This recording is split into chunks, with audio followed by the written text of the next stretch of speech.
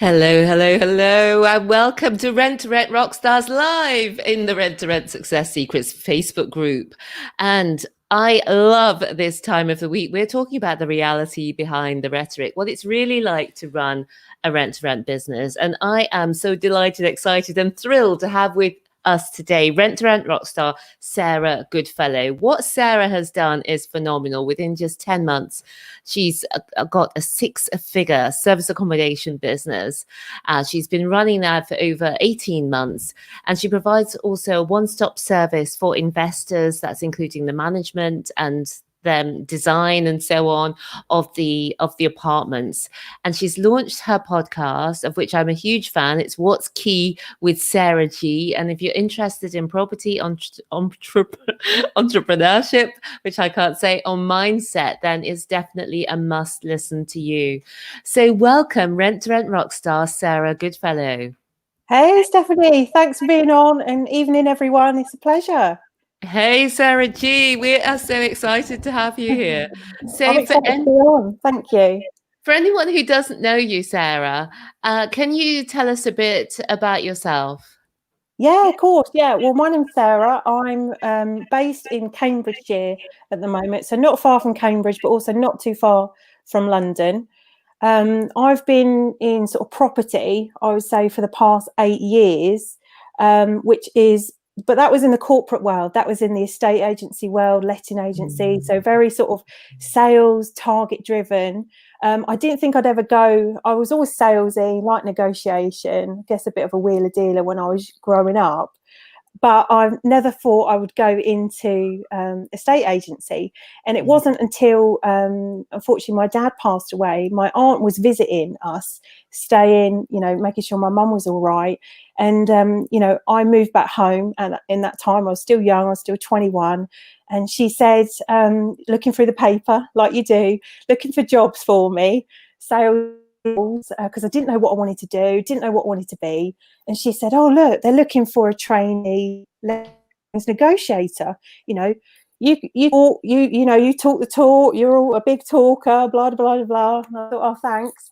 So I thought, right, I'll apply. At that time, it was a real basic of like 13 grand a year at the time. Yes, you get your company car and mobile phone and everything. But if you've ever been in an estate agency, anyone that's watching, it is a really crap basic, but commission is very good if you work for it and work hard for it. So I applied, got the job. And then in that time, I think I worked my way up quite quickly to sort of property valuer, assistant branch manager, and then I was managing a few branches. And all over Cambridgeshire and Bedfordshire, which is where I'm based, which is the areas I know well. And sort of built it up from there, really. And it wasn't until probably about 2018 where it all started getting a little bit too much, the stress of it, because you do work, 60 hours a week, 6 days a week. It's full on. So, yes, I guess I knew all the legislation side of renting because I prefer lettings or the lettings manager because it's fast paced. I could go into someone's living room on Monday, value their home, list it then and there if I was that good enough, call my team on the way and say, I've just listed this, call everyone all the tenants, line them up, and then we could let it on Wednesday and move someone in by Friday. So I like the fast pace, the turnaround, and I guess getting into rent to rent is kind of no different for me. Actually, a little bit slower, even service accommodation. I know that seems fast paced, but compared to when you're in a very sales target driven role, it's a totally different aspect. So I've always sort of been in property, but just not as, but always working for someone else, making them rich. While we work like dogs and build on someone else's brand rather than your own. Well, that is phenomenal. I mean, you must learn so many skills. You really knew the business inside out from a lettings aspect, but also from a sales aspect. And you must have really developed with your, learning how to sell or how to sell ideas, how to sell houses. What would you say are the main takeaways that you've been able to take from your experience working in property for somebody else that you've taken into your rent-to-rent business? Yeah, the main thing I would say is don't worry about the sales. Don't worry about the numbers so much. I know it was target driven, and yes, I was always looking at the figures. That's important. But the main thing I took away from it was customer service. Customer service is the main thing. And it's similar to rent, whether it's HMOs or service accommodation. At the end of the day, it's hospitality, but it's a people game. People buy people. So I quickly learned when I started at 21 to probably now that as soon as I walk in someone's living room, as soon as we stand up and say, hello, how can I help? It starts straight away from there. It's like when you answer the phone. It's like if you go into a shop and you're just buying something, you remember that person behind the checkout with how they deal with you, how they speak to you, if they say hello, if they say thank you. Those are things you think, I would buy from them again. And I think you're a big believer in you know, you get what you pay for in a sense. And I think a lot of estate agencies, you knew the ones that were just about price, and they would, you know, they would undercut you all the time. And it'd be very difficult to then sit in someone's living room and say, I want to value your house, but I'm going to charge you 12, 14% plus VAT when they're doing it for 8%. So you have to quickly learn to adapt customer service, and people by people. That is the biggest thing. And my old boss, who was sort of a mentor as well, I didn't realize till I left how much value he gave me. And he always used to say to me, Sarah, just act confident. Even if you're not confident, we used to have to do meetings, and I'd do training to negotiators, and he would just say, just act confident. And when you're in there, or when someone's sat in front of you in the branch, confidence goes such a long way. And just think big. And he always used to say, think big, which means in his eyes, business is good.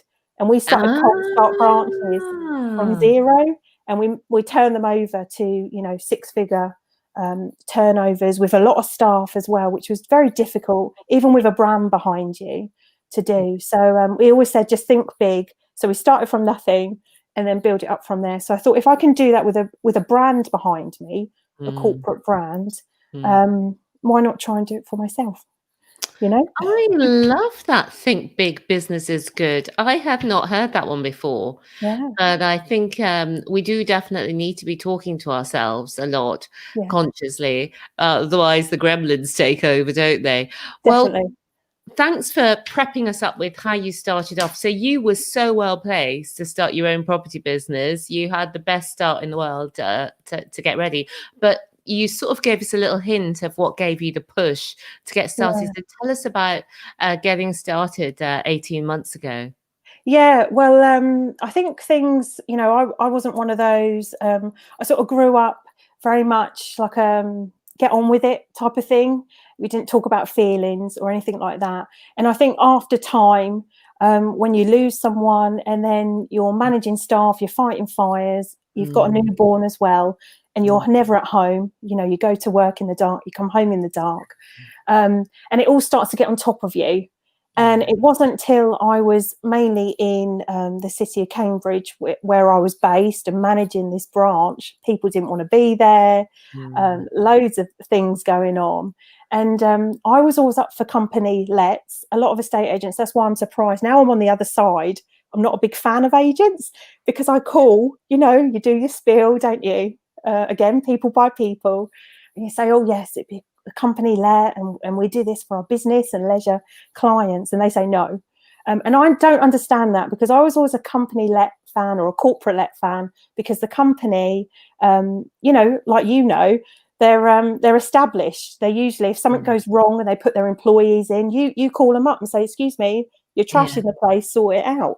And they would, because it's their reputation, for whatever reason that they want to rent that property for. So I was a big corporate fan. And someone come into my office, and he was like, oh, this is what we do.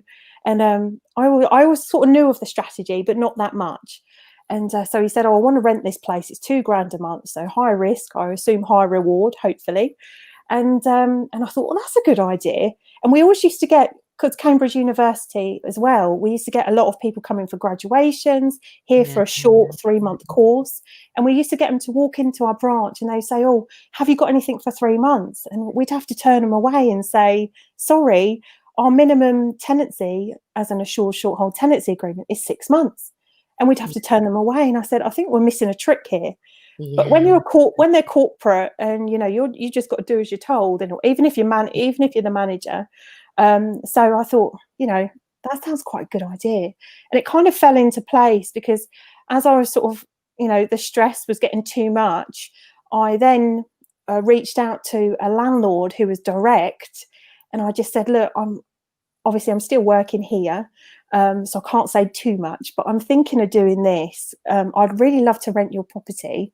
You know me, I do a good job. I will then look after it. At that time, Stephanie, I didn't know what I was doing. I didn't know it was called service accommodation, or rent to rent. I didn't know that. I just thought, short-term stays, Airbnb in it, give it a go. And so I did. And my wife thought it was absolutely crazy, because we had no sort of savings or anything. And I thought, so I rented the property, managed to pay no deposit, while I was sort of working, but wanting to really leave. And then I just said, I've done this. I don't know if it's going to work, but I need to get people in, because the rent and the bills are due next month. So it was kind of a risky thing. So I knew the legislation and stuff like that, but I didn't know anything about this strategy. I knew my area.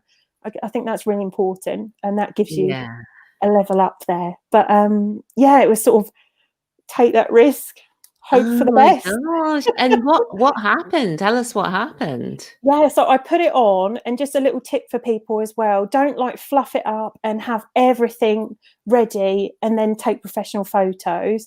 I actually, because I used to tell my landlords, they used to go round and show me the property, and they used to go, I want to do this, Sarah, I want to do this. And I say, you don't need to, just put it on the market, it will let. If it's priced right, as long as it's, plain throughout, unfurnished, it'd be fine, we will let it.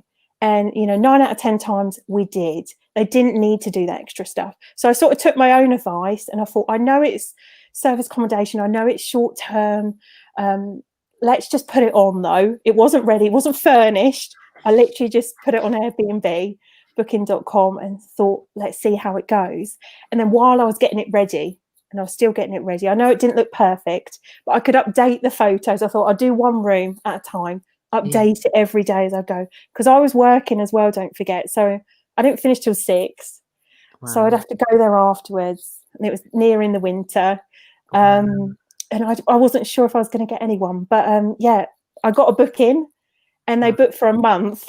So, what a win. Crazy. Absolutely crazy. And then after that, when it was fully online, because you give some discounts, I didn't expect to get my money back just yet, like any business.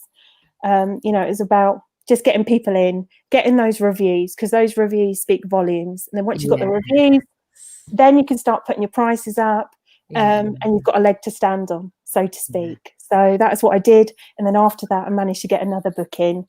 So that was, I don't know if that was luck or that was just strategic planning, or know my area as well, but it seemed to be okay. Even at a low rate, I filled it. You showed a lot of, you showed a lot of get up and go, because somebody came to you and you got the idea and you thought, you know what, I'll give this a whirl. And you got out there and you got on the phone and made it happen. And you got your first monthly booking, and you've got this one property. And how did you go from there to, obviously you've got more? So I think we've got about 26 now SA units. Some of those we manage as well. Within that, there's also a guest house, which is all self-check-in. And we only got that during lockdown as well, so that kept us busy. But I think from there, I just had that for quite a long, probably longer than maybe I would have got another one. But I really wanted to make sure, because this was such a risk, I didn't treat it as a business at first, like I should have done. So I wanted to make sure it worked, and that I had the confidence to do it, and that I kind of, I needed more sort of training, more learning, to know what I was doing before I then got another one. And all of mine from there, I left my job kind of suddenly, as well. They put me on leave due to stress, so which wasn't like me at all. But it kind of happened. That kind of pushed me to go, you know what, I'm better than this.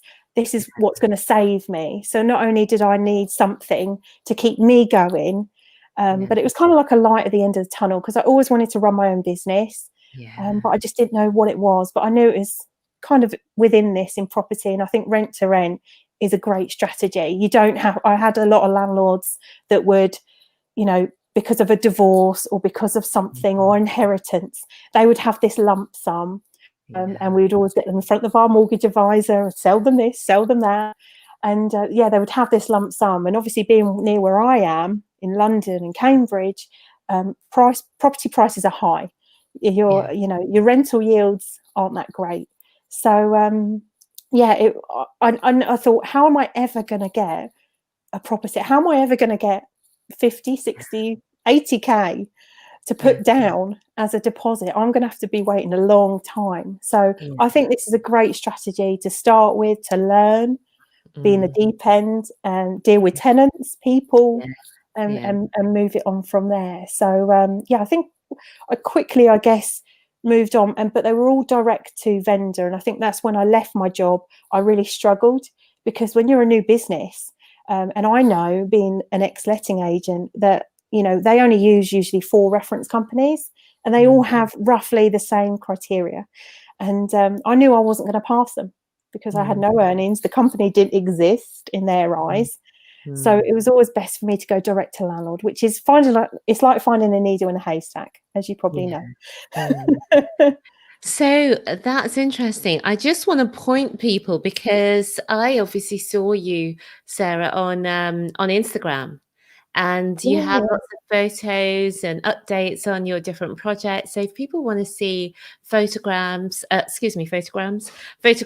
of, and more, just get to know Sarah more, you can go to Sarah Goodfellow _entrepreneur at Sarah Goodfellow _entrepreneur on Instagram, to get to know you. So tell us, Sarah, how did you get your first one, direct to landlord? Oh, direct to landlord. Well, that was the one I mentioned earlier about I was still working. Oh, yeah. And I sort of called him up.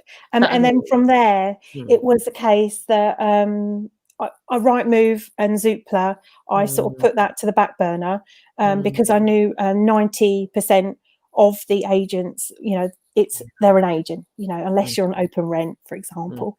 So, and I knew all the agents as well. So it was a kind of awkward situation as well. So it was just a case of sort of Gumtree, Facebook, as well as just trying to get my connections out, and email saying, look, I'm leaving. I know, you know, you're a fan of us because you use, you know, because of me, for example, not to toot my own horn, but like I said earlier, people buy people. I had a lot of landlords as well move over from another agent to when I moved to a new agent, they moved with me, which is great. So and a lot of landlords are abroad, don't forget, so they just want someone that's going to look after it and pay the rent on time. So it is like finding a needle in a haystack, but that's what I mean. I probably could have grown a lot quicker, but I think it's about picking the right property, especially for service accommodation. I have had a lot of different offers, but they've just not ticked the boxes for me in regards to SA. And direct to vendor is usually the way to go. What do you look for? What ticks your boxes for a good SA property for where you are? Yeah, I put a lot of this on my Instagram as well. But so the first thing is obviously like it's similar to KYC, know your customer, so know your area. Location's key. I've had other opportunities to invest in other areas, but I've said no just because I haven't known the area perfectly yet, or I don't know someone that could help me and advise me on that area. Because you could, you know, if say you're in sort of the streets of Manchester, one street could be great, perfect. The next street along, no one would touch with a barge pole. But if you're coming from an outsider, you wouldn't know that. They look the same. So I think that's the biggest thing. And I think the specification, don't forget, it's rent to rent. So I don't want to be changing kitchens and bathrooms, big maintenance, check the boiler, basic things, electric, make sure the landlords as well, when you say, and there's a gas boiler, when was the last time the boiler was serviced, to make sure they've got a landlord's gas safety certificate. You know, a new one, legislation's come in this year now for electrical certificates, so which you probably know, Stephanie. So you have to make sure that you tick your boxes. So specification, I think people, kitchen and bathrooms, flooring and things, I don't want to change. I can fluff everything else up. I can do a bit of painting on the walls, but that I shouldn't be doing. I don't want to do. And if they're not open to doing anything, then that really speaks volumes of how they're going to be working with them for years. Because don't forget, it has to be a win-win. You know, you're doing them a favor, so you've got to sell them the benefits, yes, but you're also helping them out. So you shouldn't have to be doing everything. You are still the tenant. Yes, a great tips there for people. And so how do you get direct to the landlords then? Because I thought it would be an advantage being an agent previous, but you'll say you prefer to contact the agents. No, it's direct to the landlord. So you've got 20 odd units, and you had one direct to landlord before you left. And so how do you find landlords? Yeah, I mean, fine. I mean, I go mainly through direct to landlords just because of the referencing criteria. You know, a less than agent, which I think an agent, if they're a one-man band, they might be a bit looser. But I know I've worked in one-man bands, I've worked in corporate, and I know in corporate they have to tick boxes. You know, they have to make sure you've got 2 or 3 years of accounts, for example. So I always find I kind of know the answer, and I have to make sure that my time is used wisely. So if there's no point me booking a viewing unless I've got a guarantor or this or that. There's no point me booking a viewing and going around, because I know I'm not going to meet their reference criteria. So I always try and get direct to landlord, which is very difficult. Through the letters, or do you do something else? Through the what? Sorry, the letters, did you say? Mm-hmm. Yeah, I don't really use letters too much, to be honest. And the reason I say I don't really use letters, because I think it's very old school. I think it does work, but I think you've got to send a good 1,000, 5,000 out, and you've got to consistently do it. I only because of previous experience, we were always used to do touting, canvassing, to get other agents' stock. And the biggest thing was, you know, we can do a lot of that from our desktop, which is called screen scraping, and try and find the address, land registry, BT phone book, knock on the door. Because don't forget, if you're sending letters out to the address that is being advertised, 90% of the time the landlords don't live there. You're just sending it where the tenant lives. You need to find out where they actually live. And that does take some digging. It takes some time. So the main thing for me is, you know, you need a good, probably an hour every few days, and getting your alerts on your phone for Open Rent and Gumtree, etc., and just screen scraping and trying to find their numbers, trying to find the address. A lot of landlords do live local as well. So I used to pop a letter through the door, but it used to be sort of, I know the area, I know the street, but to their actual home address. And then they would ring me and go, how did you get to know where I live? And I just said, land registry or BT phone book, or, oh, right, okay. I said, it's, you know, it's all legal, but I can track you down, or Facebook or Instagram, you know, or LinkedIn. A lot of landlords are just normal people. So most of the time they will have a social media account and message them that way. Golden nuggets there, viewers and listeners. If you're watching live, give Sarah a thumbs up. But yeah, that's the first time we've heard of that. I think this scraping, but kudos. I like it. I really do. So yeah, it's definitely worth listening to these Rockstars episodes, because everyone's got a different flavor and do things a little bit differently. So tell us, Sarah, about your negotiation tips, because obviously you've got so many units now. You've spoken to so many landlords. What tips would you give on the negotiation side of things? Yeah, I think you have to go in tactfully, not all guns blazing. Don't give your whole spiel of who you are and what you do in one mouthful. in one sentence. I think being from the opposite side, when a company used to call in, or a tenant, and explain their situation, it kind of puts the person off, and a lot of people don't actually take in a lot of information that you're actually saying. So for example, now we are talking and we're alive. Hopefully if they do take some tips away, that's great, but they probably will forget it. So like me, I'm more of an audible listener, and that's why I love podcasts and that, and I have to listen to it sometimes a couple of times for it to go in or resonate. So I always say just take your time and explain the basics, but don't go throw all your eggs in one basket and give them all what you do, because then you'll have no armor, you'll have no ammo. So when it comes to situations or the questions, and you do get in front of the landlord or the agent, you won't have anything new to say and you won't sound impressive. So just take your time, and then when you do, but act like you know what you're talking about, act confident, like you have got 20, 40.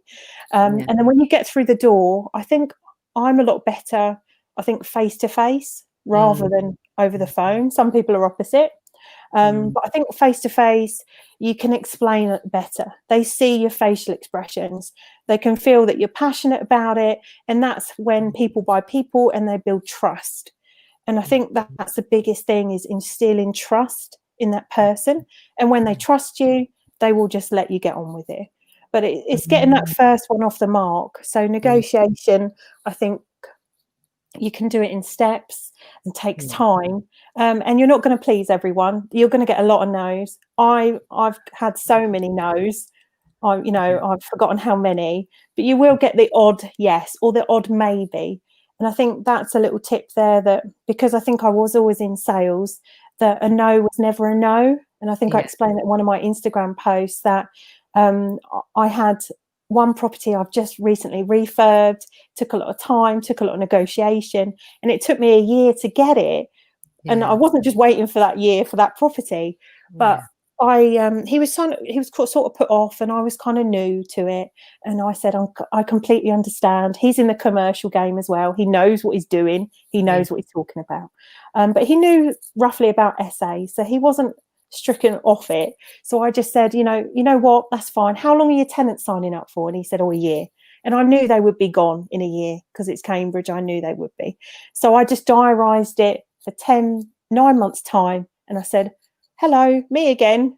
My business is still going. We're doing better. That shows something, that we're still going. We're doing well. I'm still interested. And then that's when he was like, oh, okay, if you want to come round. And then the negotiations begin. But he's already sort of said yes to me, because otherwise he would have just said, stop bothering me, Sarah, change his number. But I never like to take no for a no. And even if it's a no now, it might not be a no in the future. Fantastic. I love that. It's always, it's in the follow-up. It's in the follow-up. Yeah, exactly. So Gifty is saying, well done, Sarah. You're doing brilliant. Oh, Gifty. Hey, Gifty. Glad to have found you. You're a fantastic manager. Do you know Gifty? Yeah, I do. Yeah, I manage a couple of her properties for her, and I've managed to source them. And that's a trust thing. We didn't really know each other, so I've sourced them, staged them, help her as much as I can, and then we manage it for her as well. Wonderful. So it can be hands off for her. And somebody else, don't mind me saying that, Gifty, by the way. Somebody else is saying, well, Gifty said it, that you're a fantastic manager. So I like it too. Somebody else is saying, and Carol's saying, this is fantastic information. I didn't think of knocking on the landlord's door. Thank you. So when you knock on the door, just don't do it probably in the dark, and make sure you just come with a smile and that, because sometimes it can freak people out, especially when you go to their door instead of the rented one. So just to put it out there, don't just knock on all their doors. That's the last resort. Well, we did touch on, Sarah. You did mention you like listening to podcasts. I love podcasts as well. And you've got your What's Key with Sarah G. Who should be listening? Tell us what it's all about. Yeah, well, it's called What's Key with Sarah G. I only started it during lockdown by the end of May, so it's not been going that long. And it's for, I'd say, entrepreneurs or business owners, but people that also want to start their own business maybe, because it's all about entrepreneurship, property, some business in there, but also mindset. So, for example, the episodes are launched every Tuesday, so on a weekly basis. And yesterday, Tuesday yesterday,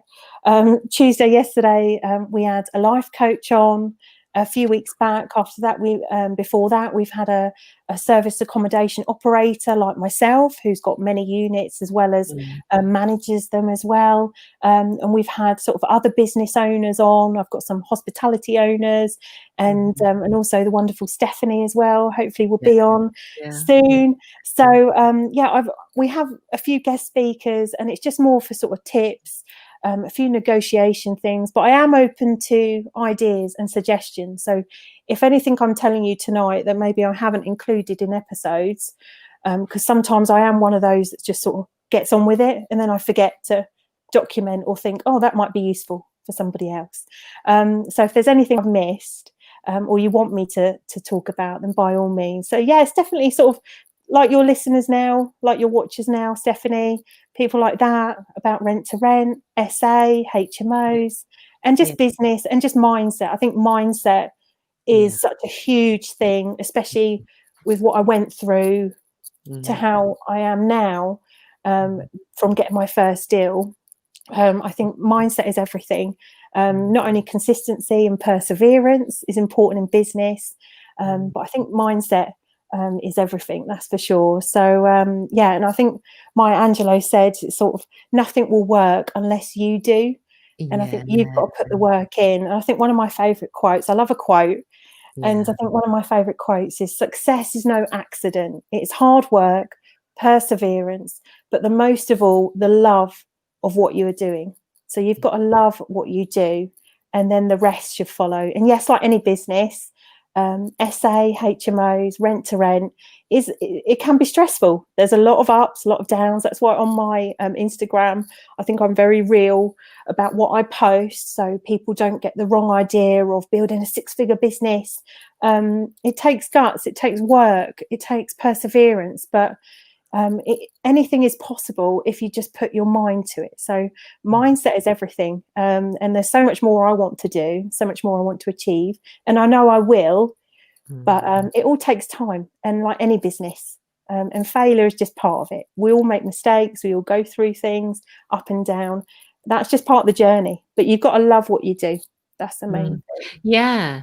Okay. Brilliant to give us a bit of a picture there. Thanks for that. One of the things that people often ask me, Sarah, is how much does it cost to get started? So I wonder if you could talk about how much it costs to set up a serviced accommodation apartment. Yeah, of course. Yeah. It all depends if it's going to be furnished, part furnished or unfurnished. I think that's really important. So my first one was completely unfurnished, apart from white goods. So not ideal. So I think I wasted a lot of time. I think loads of first operators do this by going to Facebook, Marketplace, Gumtree, and you can get things a lot cheaper.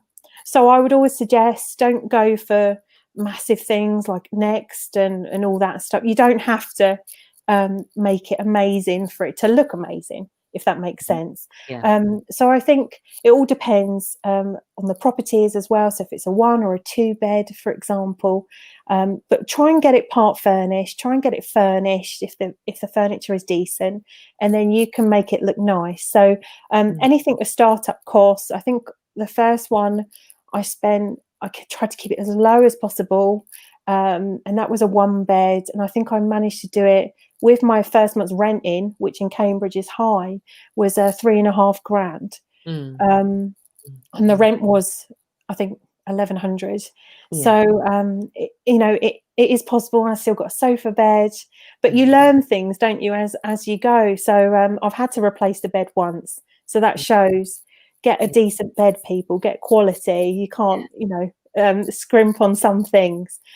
It doesn't cost the earth, and a lot of the things I use credit cards and all sorts of things for just to get started. But I was determined to make it happen. So I think that was the thing of just thinking outside the box, not going in too blind, and making sure that you negotiate. So I negotiated no deposit. And not all, a lot of mine I do have to pay a deposit for. I think it's kind of wasted. So I always used to say to the landlord that I want this property for 3 to 5 years, possibly longer. So if I'm paying you £1,000, £2,000, it's just going to be sat there. You know, it sits in one of 3 schemes. So DPS, TDS, or my deposit. So just sit there literally for years. And in that time, you and Mr. Landlord or Mrs. Landlord won't have a leg to stand on, because you have to take in wear and tear. Things will change in that time. And in my case, here's my reviews, here's my website, here's how I stage them. So reputation speaks volumes. I will improve it. It will be show home standard. So, and otherwise it's just dead money sat in there for years on end, when you could be using that as your startup capital. So just try and get as much low as possible, without going too extravagant, because you can still make it look nice. And try and get no deposit if you can. I understand if it's an agent, they do have to tick the boxes. And some landlords are very old school and they just want to do that. That's fine. Don't argue too much about a deposit. But if you can get it as low, that will make up your startup costs a lot lower. Yeah, agreed. And tell us about the cash flow, if you can, on the ballpark. Yeah, so for sort of net profit. Yeah.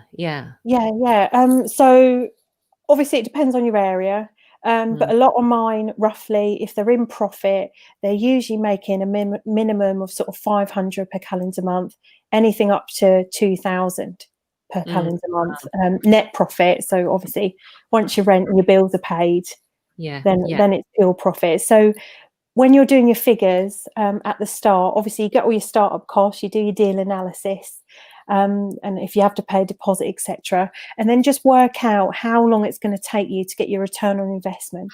Because people think, oh, I've got profit, I've got 500 quid on my second, third month, but they've spent 4, maybe 5 grand. So I always try and count it. Yes, it's profit, and I need those bookings. It's great, but you know, like any business, it takes a little while to get your return on investment. And I like to get my return on investment at least by sort of month 10, 12 months max, really. And hence why I want to sign up for a decent amount of time, because then after that, hopefully, if all smooth sailing, you know, and we don't have another pandemic, it will be hopefully all net profit, all gravy. Brilliant. So tell us about how's it been, as you just mentioned, in the pandemic? How did that affect you? How's it been? It really affected my business at the start. I was in America at the time, because my wife's from California. So we were in California visiting family, and suddenly, obviously, you know, toilet paper and wipes and things like that started flying off the shelf before it happened here. So I started prepping, but then suddenly, you know, your phone starts pinging, because I'm always working anyway, and wherever I am in the world, and you know, cancellation after cancellation after cancellation. A lot of mine are business travelers. Yes, we do a lot of leisure, because I like to have sort of a mixed bag, but obviously leisure ones were cancelling as well, because this, you know, huge virus, no one knows what's going on, we don't know what we're doing, we don't know if it's safe, and this was before we were all locked down. So I quickly got back, we managed to get back to the UK before the flights were cancelled and before we were locked down, and I don't know, sometimes I sort of thrive off stress. I don't know about you, but sometimes I don't enjoy it, but sometimes I just know how to kind of adapt to change and think, right, what am I going to do? And I think that goes back to knowing your area. And that's really important, because I had a lot of direct bookings.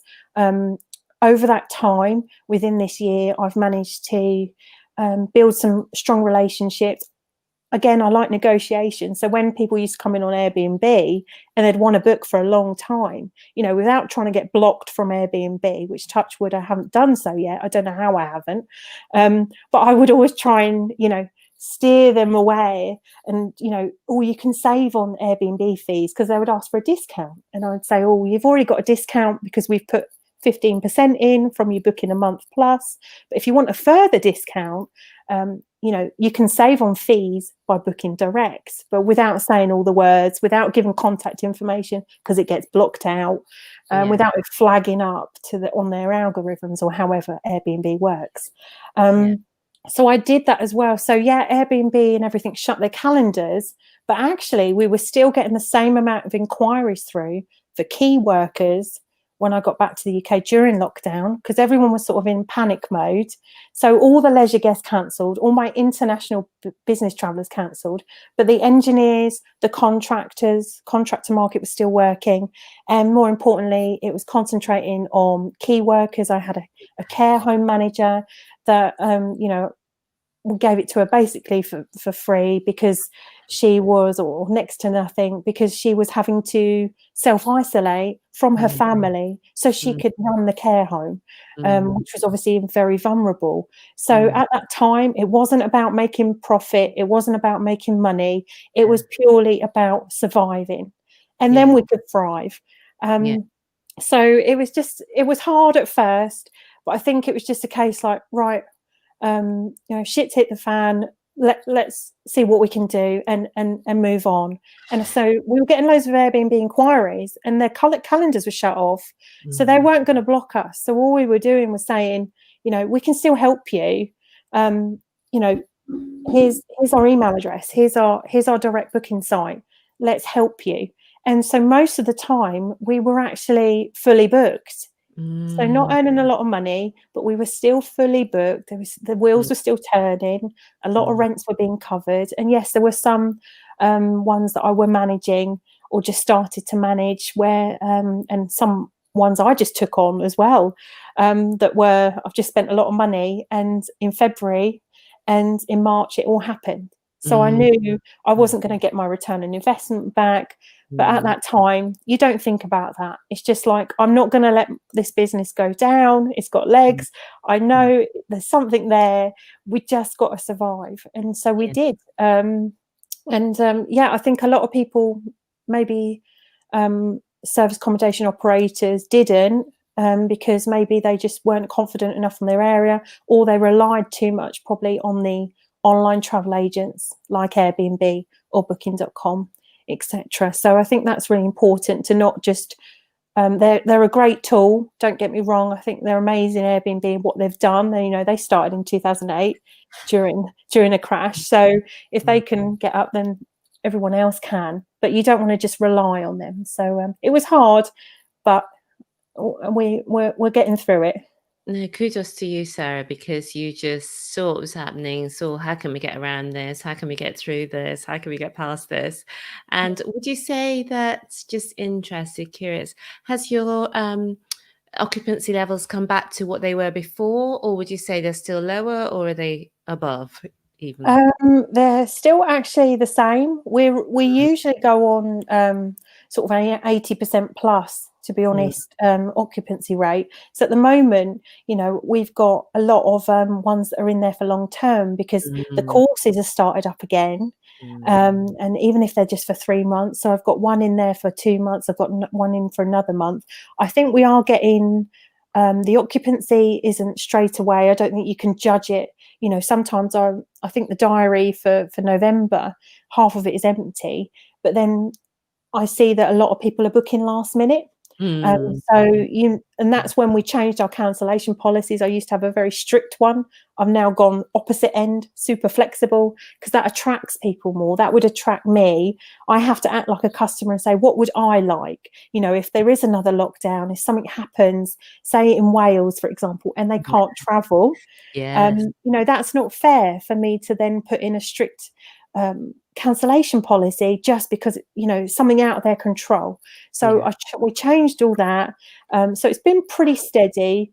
I think the occupancy rates are the same, but the rates, the nightly rates, are slightly lower, because I can't charge £150, £120 a night to a key worker, or to and we've got less leisure guests.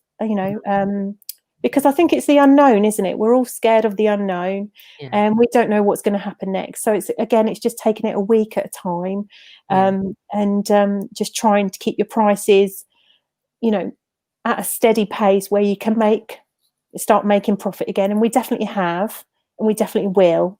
But it's just keeping it sort of at a steady rate, I would say, at the moment. And don't forget also, with COVID and deep cleaning, I think that's a number one thing where some people didn't care anymore about when they stayed somewhere. But when I stayed in a hotel, I like it clean. But when I stayed in a hotel, I was more aware, has this been cleaned? So we take a little bit longer. We don't have the same guests checking out and checking in the same day anymore. So that will reduce our occupancy a little bit, but it just gives our housekeepers more time.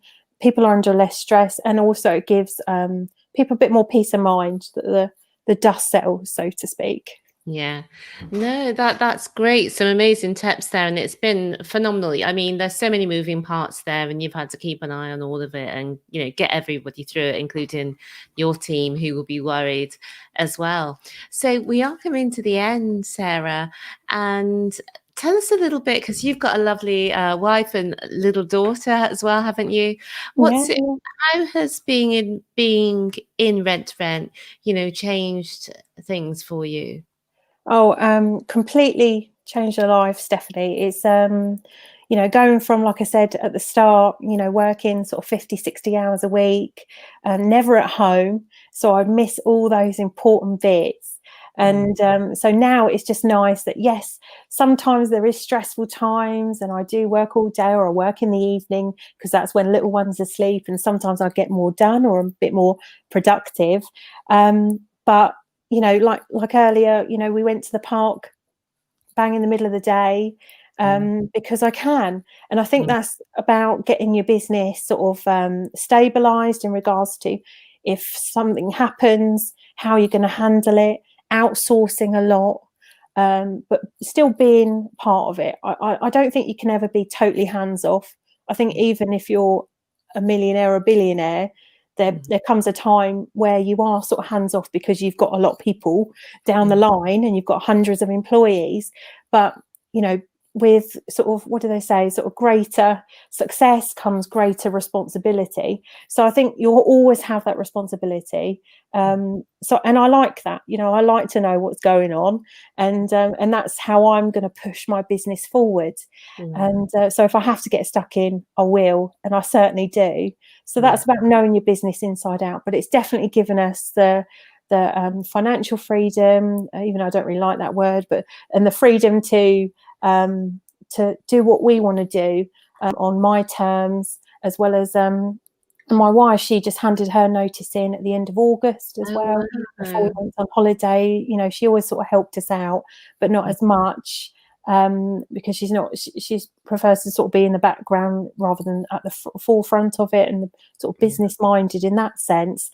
So she's sort of, we're able to hand her notice in as well, and help us now and again, but more being a mum, which is what she wants to be.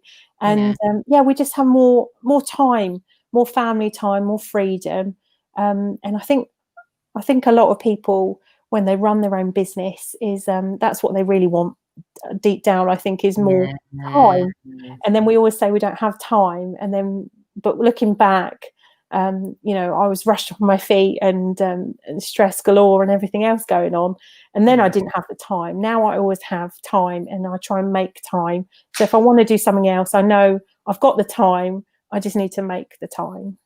Yeah, no, that's brilliant and great advice. And I think a great way to end, Sarah, would be, oh no, actually, I would love to know what your plans are, because you've mentioned a few times you've got further plans of what you want to do. So I'd love if it's something that you can share, tell us about what your future plans are. Yeah, I think just growing my management side. I've always only taken on properties that I wanted to take on. Obviously, it's on my portfolio, it's on my name, so they've got to look a certain way, obviously.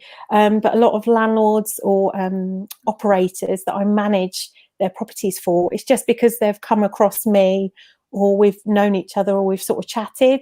So it's never been really advertising that we are in these areas, we have everything, we can help you manage your properties, grow the property, and move it on from there. So I think we definitely got more on the management side now. We're confident that we can do it all and manage others as well. So we definitely want to do that. As well, I've always sort of been selling products and services and everything. So, and I know now they call it sort of, well, they probably always did, but when I used to sell things, I just used to sell them on eBay. But now they've got this posh word called e-commerce.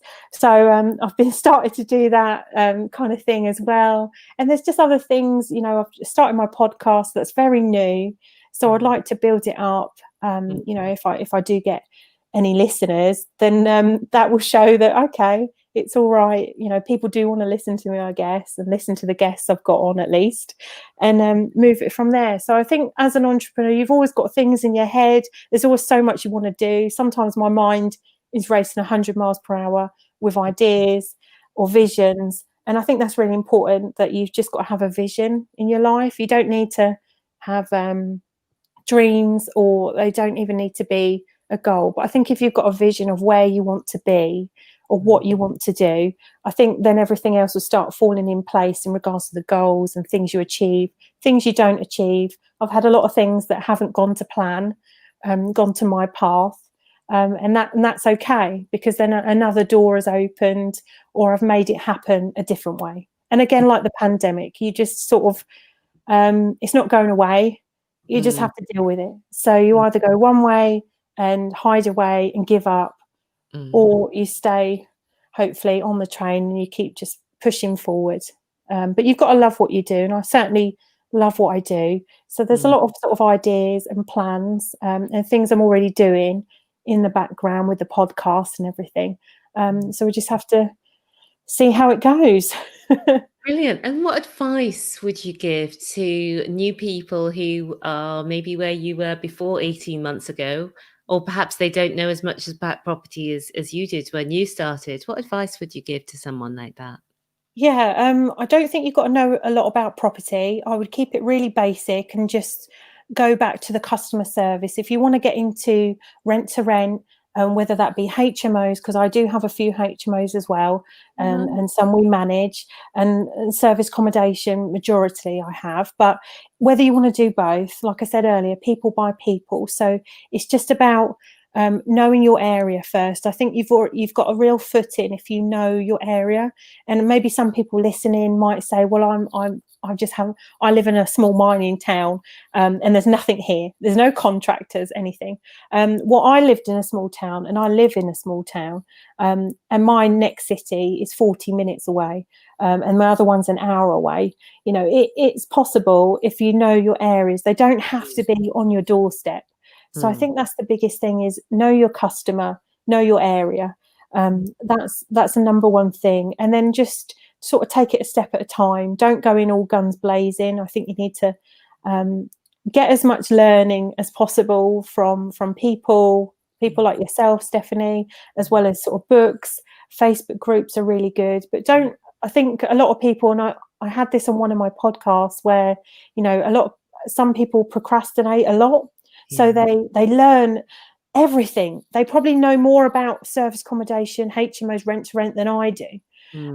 But, the difference is I've started and I'm moving along. They're still there. And I think Gary Vee says a lot about that. And I follow him a lot, motivational speaker, where he will just say, someone wanted to create Uber, and you might have had the idea, but the difference is they did it. And so anything is possible if you really want to do it. And I think that's when it goes back to that quote, that you just got to, success is no accident, but you've got to love what you do. So I'm sure I can give you loads of other different tips and tricks, and by all means you can follow me or DM me if you've got any questions. I don't mind, but I think just keep it basic, is know your area, which equals know your customer, KYC, and then just start. But you don't have to know everything. I didn't when I started. I might have known the legislation, but I didn't know anything about SA. I didn't even know it was called that. It was just a case of, let's start, let's see how I go, and then move it on from there. but you've got to love what you do. Brilliant. Thank you so much, Sarah. Now, and you've got mentoring us also. You've got a very unique flavour with the way you do things, maybe possibly Yeah, from being a letting agent before, and you've brought some of those skills, experiences into what you're doing now. You've got some, well, I wouldn't say unique, but some new ways then different. Yeah. of meeting your landlords. And I believe you do some coaching as well, or mentoring. That's right. Yeah, again, I don't really advertise it, so maybe that's something I'll do again in the future when I've got sort of time. I have done with a couple of people, and again, Mm, it's just a step-by-step process. mm, Sometimes, again, it's throwing them in the deep end, but mm, it's just also teaching them, or showing them, should I say, how to run a business, how to mm, start a business, mm, negotiation skills, mindset is a big thing as well. It doesn't necessarily have to be about HMOs or service accommodation, but it's just pushing through those boundaries. There's a lot of background stuff to service accommodation, especially, which I think is really important to learn. So I've sort of mentored a couple of people. I'm happy to do more, but I just want to make sure that they're the right fit, because yeah, we need to help each other out, and I need to make sure that they're going to take action and move forward. So, like any mentor, you can give all the skills, all the tools, all the knowledge, but it's only you that's going to take action and move it forward. absolutely. And Carol's just asking, when's your next podcast? There's an episode that just launched yesterday, and they're out every Tuesday. So they're out every Tuesday. Yeah, all about entrepreneurship, property, business, and mindset. And you can get it on Apple, Spotify, Stitcher, and all All those. of them. Yeah. And Carol's just saying that listening to you, that she's going to stop procrastinating and post her letters, and she's just been fearful about taking the first step. Yeah. Christiana's just saying hello. And Carol's asking, how could she contact you? Yeah, you can contact me if you're on Instagram. Give me a follow and send me a DM, so I know the DMs from yourself. If you're not on Instagram, I'm on Facebook as well. And on my Instagram also, there's my email address where you can email me direct.